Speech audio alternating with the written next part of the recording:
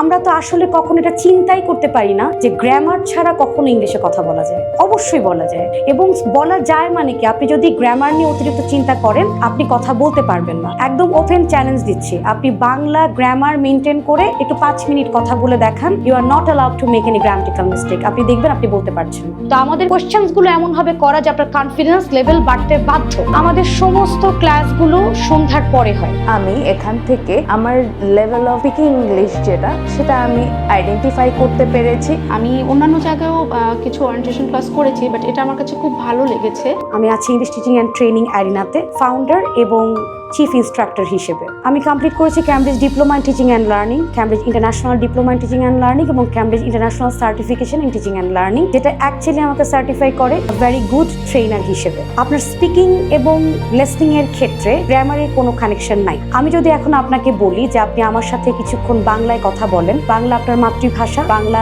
আপনি সারা জীবন বলে আসছেন এবং বাংলা কিন্তু আপনি গ্রামারও করেছেন, স্কুল কলেজে ক্লাস 4 থেকে আপনি বাংলা গ্রামারটা ডিল করেছেন। বাট আমি যদি আপনাকে বলি যে আপনি এখন আমার সাথে শুদ্ধ ভাষায় শুদ্ধভাবে বাংলায় 5 মিনিট কথা বলেন, কৃত প্রত্যয়, তদ্ধিত প্রত্যয়, ধাতু, সমাস, বিশেষ্য, বিশেষণ, সর্বনাম, ক্রিয়া, এই সমস্ত কিছুকে মেনটেন করে আপনি কিন্তু বলতে পারবেন না। অবশ্যই গ্রামার ছাড়া ইংলিশে কথা বলা যায়। পথ্য ভাষা এবং লেখ্য ভাষা ইজ কমপ্লিটলি ডিফারেন্ট। আপনি যেভাবে বলেন আপনি সেভাবে লেখেন না, আপনি যেভাবে লেখেন সেখানে আপনি বলেন না। রিডিং এর সাথে রাইটিং কানেক্টেড, স্পিকিং এর সাথে লিসনিং কানেক্টেড। যেমন আপনি দেখবেন আমাদের ডিফারেন্ট প্ল্যাটফর্মে, বলো তো মা ব্যাংকে গিয়ে আমি কিভাবে ইংলিশে কথা বলবো, চায়ের দোকানে গিয়ে আপনি খুব পাগল হচ্ছেন, আপনি কেন চায়ের দোকানে গিয়ে আপনি ইংলিশে কথা বলবেন? এটা কোনো স্পোকেন ইংলিশের টেকনিক না। স্পোকেন ইংলিশ করতে হলে আপনাকে ইংলিশে চিন্তা করতে হবে, that is the correct technique. আপনি গুগল করেন, যেমন আমাদের প্ল্যাটফর্মে যারা যারা আমাদের এডুকেশনাল কনসালটেন্ট হিসেবে আছেন তারা সবাই আমার ডিরেক্ট স্টুডেন্ট। আমাদের প্ল্যাটফর্মে বেসিক এবং কমিউনিকেশন হ্যাকস কোর্স কমপ্লিট করার পরে আমাদের যিনি সেলস হেড হিসেবে এখন কাজ করছেন উনি কিন্তু ডিরেক্ট আমার স্টুডেন্ট, এবং এখানে আমাদের অফিসে যারা বসে কাজ করছে তারা আমার স্টুডেন্ট, এবং আমার যত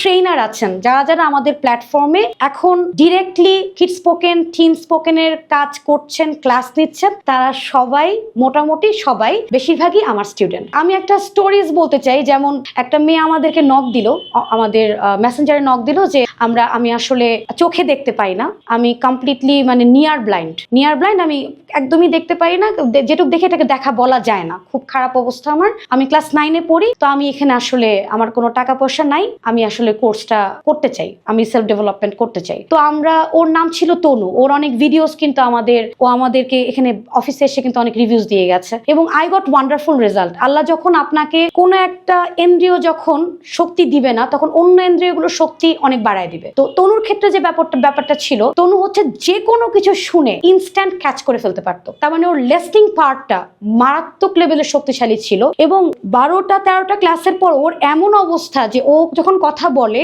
ও কি বাঙালি নাকি বাইরের কেউ এটা বোঝা যাচ্ছিল না, এই লেভেলের। এবং আলহামদুলিল্লাহ তনু কিন্তু এখন ফ্রান্সে আছে, 10 বছরের রেসিডেন্সি পেয়েছে সম্ভবত। ও এখন কিন্তু ফ্রান্সের পার্মানেন্ট রেসিডেন্স, এবং সেখানে সে অন্ধ মানুষদেরকে কম্পিউটার শেখায়। কিন্তু তনুর মতো কিন্তু আরো অনেক স্টোরিজ আছে, পজিটিভ নেগেটিভ সাইড। আপনি যখন নিজেকে প্রপারলি জানবেন তখন কিন্তু আপনার কনফিডেন্স লেভেল বেড়ে যাবে। সবচেয়ে বেশি ডিমান্ড হচ্ছে আমাদের ফ্রাইডে স্যাটারডে ব্যাচে, এবং তারপর হচ্ছে সানডে থার্সডে ব্যাচে, এবং অন্যান্য ওয়ার্কিং ডেতেও 9টার পর থেকে আমাদের ক্লাস হয়, 7টা থেকে একদম রাত্রে 11টা পর্যন্ত ক্লাস চলে, এক একটা ক্লাস 2 ঘন্টা করে। আমাদের ফিমেল স্পোকেনে হচ্ছে 16 দিনের কোর্স। 16 দিনের মানে আমরা কিন্তু ক্লাস কাউন্ট করি, ডে কাউন্ট করি না।